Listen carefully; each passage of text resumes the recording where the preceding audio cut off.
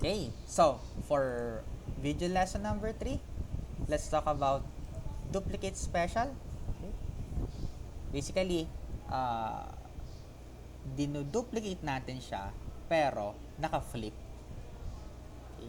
So, paano natin siya gagawin? In face selection, okay, highlight the part when there is no leg and foot.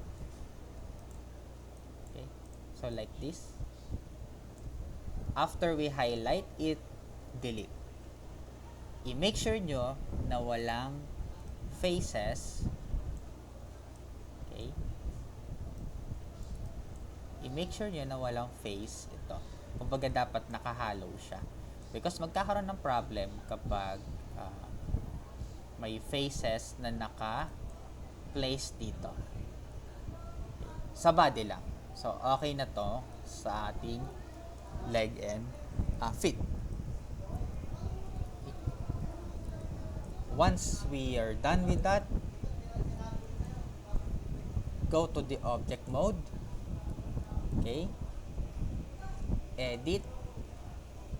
Find the duplicate special. Don't click the actual word. Okay, wag niyo i-click yung mismong word, but click the square because in the square we can choose the settings that we want to apply. Okay.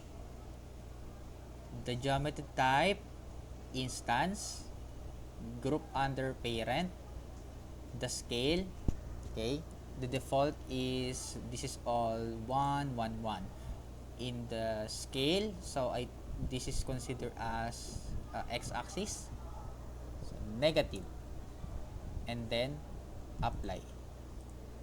As you can see, we duplicate the other half of our model, and that's it.